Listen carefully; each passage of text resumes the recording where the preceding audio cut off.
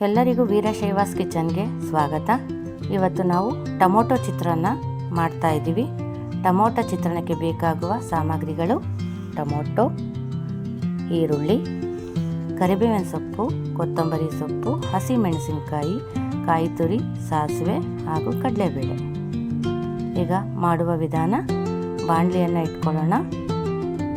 ಬಾಣಲಿಯಲ್ಲಿ ಏನಾದ್ರು ನೀರೇನಾದ್ರು ಉಳಿದಿದ್ರೆ ಅಥವಾ ನೀರಿನ ಹನಿಗಳಿದ್ರೆ ಅದನ್ನು ಡ್ರೈ ಮಾಡಿ, ಇಲ್ಲ ಹಾಗೆ ಹಾಕಿದ್ರೆ ಎಣ್ಣೆ ಸಿಡಿಯೋ ಚಾನ್ಸಸ್ ಇರುತ್ತೆ. ಸೊ ಪಾತ್ರೆ ಡ್ರೈ ಆಗಿದೆ ಅಂತ ನೋಡ್ಕೊಳ್ಳಿ.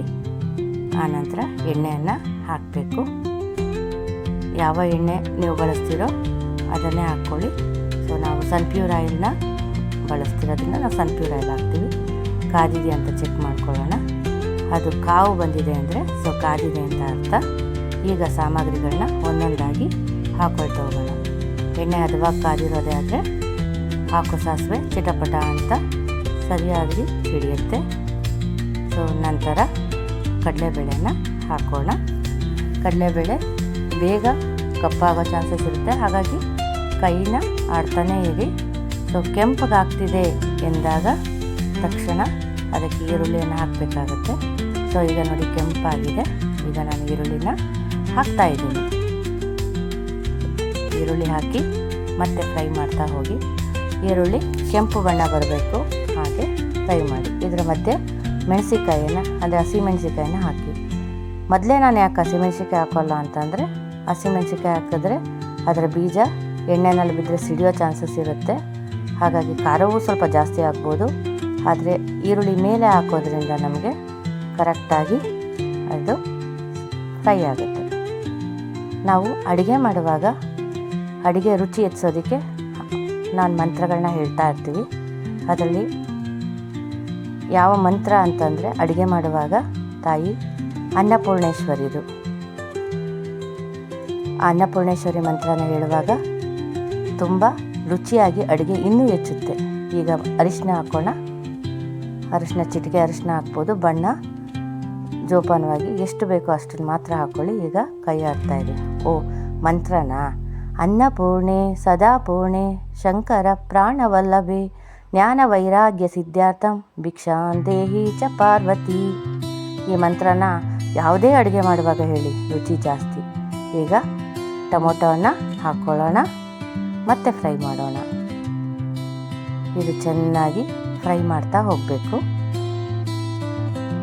ಇದು ಕೂಡ ಸ್ಮ್ಯಾಶ್ ಅಂದರೆ ಟಚ್ ಆದಾಗ ಸ್ಮೂತಾಗಿ ಅದಾಗಬೇಕು.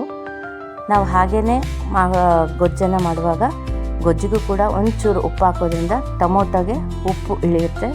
ಅದರಿಂದ ರುಚಿ ಸಮವಾಗಿರುತ್ತೆ. ಇಲ್ಲಾಂದರೆ ಬರೀ ಅನ್ನದಲ್ಲಿ ಉಪ್ಪಿರುತ್ತೆ, ಇಲ್ಲಿ ಉಪ್ಪಿನ ಅಂಶ ಕಮ್ಮಿ ಇರುತ್ತೆ. ಹಾಗೆ ಹೇಳ್ತಾ ಇದ್ದೆ, ಮಂತ್ರವನ್ನು ಹೇಳೋದ್ರಿಂದ ನಾವು ಮಾಡೋ ಪದಾರ್ಥಗಳು ರುಚಿ ಹೆಚ್ಚುತ್ತೆ ಅಂತ. ಹಾಗಾಗಿ ಎಲ್ಲರೂ ಕೂಡ ಈ ಅನ್ನಪೂರ್ಣೇಶ್ವರಿ ಮಂತ್ರವನ್ನು ಹೇಳೋದ್ರಿಂದ ಅಡುಗೆ ರುಚಿ ಮತ್ತು ಆರೋಗ್ಯ ಎರಡು ಸಿಗುತ್ತೆ. ನೋಡಿ, ಈ ರೀತಿ ಪ್ರೆಸ್ ಮಾಡಿದಾಗ ಸ್ಮೂತ್ನೆಸ್ ಕಾಣಬೇಕು. ಅಲ್ಲಿವರೆಗೂ ಚೆನ್ನಾಗಿ ಫ್ರೈ ಮಾಡಿ.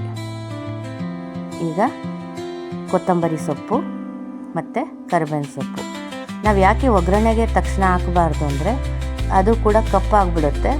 ಅದರ ರುಚಿ ಕೂಡ ನಮಗೆ ಸಿಗೋದಿಲ್ಲ. ಹಾಗಂತ ಅನ್ನದ ಮೇಲೆ ಕಲಸೋದಕ್ಕೂ ಅದು ಅಂಥ ರುಚಿಯನ್ನು ಕೊಡೋಲ್ಲ. ಇನ್ನೇನು ಇನ್ನೊಂದು 2 ಸೆಕೆಂಡೋ 3 ಸೆಕೆಂಡಲ್ಲೋ ಬಾಣಲಿಯನ್ನು ಇಳಿಸ್ತೀವಿ ಅನ್ನೋ ಸಮಯದಲ್ಲಿ ಕೊತ್ತಂಬರಿ ಕರಿಬೇವನ್ನು ಹಾಕೋದ್ರಿಂದ ರುಚಿ ಜಾಸ್ತಿ. ಈಗ ಕುಕ್ಕರಲ್ಲಿರೋ ಅನ್ನವನ್ನು ಹಾರಾಕಿಟ್ಟಿರೋಣ ಒಂದು 5 ನಿಮಿಷ. ಏಕೆ ಅಂತಂದರೆ ಕಲಸೋದಕ್ಕೆ ನಮಗೆ ಈಸಿ ಆಗುತ್ತೆ. ಈಗ ನಾವು ಬಾಣಲಿಯಲ್ಲಿರತಕ್ಕಂಥ ಗೊಜ್ಜನ್ನು ಅನ್ನಕ್ಕೆ ಹಾಕೋಣ. ಸಾಮಾನ್ಯವಾಗಿ ಎಲ್ಲರ ಮನೆಯಲ್ಲೂ ಅಡುಗೆಗೆ ಅನ್ನ ಮಾಡುವಾಗಲೇ ಉಪ್ಪು ಹಾಕ್ತಾರೆ. ಆದರೆ ನಮ್ಮ ಮನೆಗಳಲ್ಲಿ ನಾವು ಕಲಸುವಾಗ ಉಪ್ಪನ್ನು ಬಳಸೋದ್ರಿಂದ ನಾವು ಆನಂತರ ಉಪ್ಪನ್ನು ಹಾಕ್ತೀವಿ. ಮೊದಲಿಗೆ ಕಾಯಿ ತುರಿ ಹಾಕೋಣ. ಕೆಲವರಿಗೆ ಕಾಯಿ ಇಷ್ಟ ಇರಲ್ಲ, ಸ್ಕಿಪ್ ಮಾಡಿ. ಅಥವಾ ಕಾಯಿ ಬೇಕು ಅನ್ನೋರು ನಿಮಗೆ ಎಷ್ಟು ಬೇಕೋ ಹಾಕ್ಕೊಳ್ಳಿ. ನಂತರ ಉಪ್ಪನ್ನು ಹಾಕಿ, ರುಚಿಗೆ ತಕ್ಕಷ್ಟು ಉಪ್ಪನ್ನು ಹಾಕಿ. ಸೊ ಈಗ ಕಲಿಸ್ತಾ ಹೋಗಬೇಕು. ಎಲ್ಲರೂ ಸಾಮಾನ್ಯವಾಗಿ ಕೈಯಲ್ಲಿ ಕಲಸಲ್ಲ, ಸ್ಪೂನ್ ಯೂಸ್ ಮಾಡ್ತಾರೆ.